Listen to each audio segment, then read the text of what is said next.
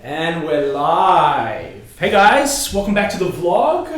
I have two superstars, two very energetic superstars that have joined Creative Cube's community. We have Leah and Chanel. Chanel West Coast or Coco Chanel, which you prefer? Coco, okay. For sure. Really? For sure. Yeah. Because I do like Chanel West Coast, like she's a bit gangstery, but she's had some bad press recently. Yeah, just when I'm south side, I'm probably Coco Chanel, Okay. but I do live north side, so then I'm like, Give it up for the west side. yeah, I love it. definitely. So overport.com.au or .com? .com.au. Overport.com.au. I'll link the description in the description below. But you guys have recently joined our community. We have. You've made a massive impact. Yeah, yes, you have. Everybody's talking. Because we're loud and annoying. No, quite the opposite. You've got a ton of energy. Your spirits. You've got this glow about you, and everyone's noticing. So welcome to Creative Cubes. Thank you. Thank you for the opportunity. Sincerely, thank you for the opportunity of being able to host you and house you and serve you. But let's talk about firstly, let's talk about a little bit about Overport, and then let's talk about where the market's heading and how things are changing in the branding, marketing, digital media, social media sphere. So have you got a elevator pitch on Overport? Sort of. So Overport, we're now 2 years into business. So Chanel and I actually were uni buddies. So 10 years ago we did our business commerce degrees together. Cool. Just over. And we each went our separate ways in our career, and then button has popped, excuse that.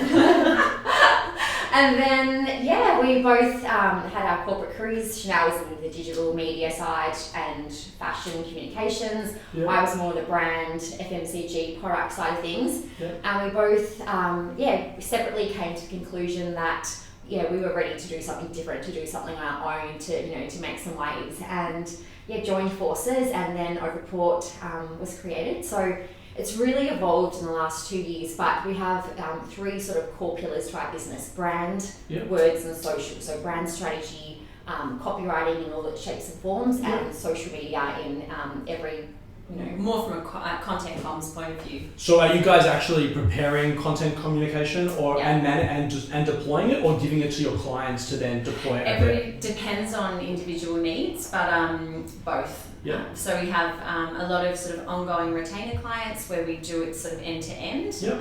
But then other clients, we might do their foundational suite, or sort of on a project basis. Yep. But so we found that every single client, every single brand, every single business is different. So we don't have a one-size-fits-all. So we sort of craft how we work to that individual and business. everyone has different internal resources. So as well, or just different interests. Some people just don't want anything to do with it. Some people love marketing, but and I think a big part of what we sort of noticed after both working in corporate, and you work with big agencies, and there's just so many layers, and you have to go through so many approval processes. And what we really realised is that the landscape is changing so much. So especially with digital, you have to be really quick and agile and make changes quick. And when we used to work with big agencies, it was so annoying. And then not only would they not make a change quick, it cost you a fortune. Yep. So I think that's where we sort of decided, okay, we really can carve our own place here, and having a lot of, sort of a decade of sort of that corporate experience, brand side, and then being able to apply that to a digital sort of, you can really understand the bigger business. Have you noticed the pace has picked up? So when you talk about you need an approval and a this and a that, do you think the train's already left, the opportunity is already missed? Totally. And in today's world? We because with all the clients we work with from startups to really sort of established brands in the market. Yep. And we've seen the two key things that makes a successful brand business or an unsuccessful is one, how quickly they make decisions. Yep. And two, how determined they are. We can see that determination trumps talent every day of the week. Yeah. So those two things, making decisions quickly, is so critical for success. And it's quite funny because we've sort of, with the brands that we work with that are specifically online, and they started online, leveraging obviously social media to get them where they are. they're really successful. And what we find is now a lot of the bigger sort of companies that had more of a or less of an online presence and used to be with a big agency are like, shit, we've got all these sort of like startups that are completely taking our sales. So what I love about that is I'm the startup guy, right? Yeah. I love the ability. So I'm a huge basketball fan, and I like to operate like Kobe Bryant. Bear with me on the analogy. Yeah. Kobe's small, lean, can run up and down the court all day, every day. Whereas Shaq, dominant for his position. You're acting like you know. I'm not so sure that you do. No. Shaq is a big dude. Shaq, okay. Very basketball. Very. Of course you did. Very I'll tell you talented. something funny about Chanel later too. Later. Yeah. Offline. Shaq, most dominant player for his position, yet he has to turn and then get back down, up and down the court. And so when he's turning to come back on defense, the ball's already back on offense. And so I look at it like small business, large business. Yeah. Small business, you can turn on a dime. I make a decision. At 9 a.m., we come up with an idea. At 2 o'clock, we're executing. Yeah. In large business, which I've also had the privilege of being a part of historically, one time, I actually had a job, although I'm unemployable, and we both know Kristen down the street here. He acted as a talent agent, well, not a talent agent, but sort of like a employment agent. Yeah. A recruiter, I think they're called. Yeah. Yeah, and he's like, totally, there's nothing I can do for you. You're unemployable, dude. So I was in a large business once upon a time, and hey, I got this idea. Cool, I'll get sign off. When sign off coming? We're having a meeting next week. Next week comes. Yeah. We had a meeting, and now it's going to be progressed to the next meeting. Guys, the train's gone. Yeah. It's over. Yeah. So are you seeing a lot of your bigger clients come down and play in that area, or are these smaller guys trumping these big guys? A bit of both, but I think what we're seeing, and because we're obviously an agency, we're getting like quite big people. We're a boutique agency, and we're actually, if anything, what they're doing is they're going, shit, okay, like we can't work with our massive agency anymore. Like who's the agencies working with some of these like small online e-commerce brands? So they know that they have to make decisions quicker, and that they're like, okay, well, how do we do that? And it's actually benefited us because we've had people reach out that we would probably have not approached ourselves or thought, oh, okay, like we're sort of playing in a slightly different space, come and say, okay, no, like we want to be with an agency that's used to working with these types of startups because we're losing market share a lot, and obviously with the retail landscape changing. Yeah, it's really interesting.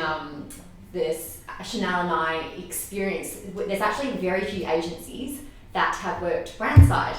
So we're Overport's in a really unique situation in that we've worked for market leading brands both in Australia and globally, but able to work in being a small business, that we're able to be agile and apply all that big company thinking to businesses of all shapes and sizes and do it in a really agile, fast way. And I think it's more just you understand when you have an appreciation for the processes, and so you can work with it. You can work with it. It's like an emotional intelligence type thing. You know what they're up against. You know, okay, if the marketing manager comes to you, you know the situation she's in and what she needs to achieve. She needs to and what she's up against. This and that. So you can almost adapt your way and be like, we'll get you, like, we'll make it happen. Sell it in, We'll sell it in, don't worry. And then once you've sold that in, we'll work together and we'll be really quick. And we'll get you your, like, what you need to be successful. So have you guys got a lot of bandwidth at the moment, or are you, like, trying to keep up with the demand that's coming in the door?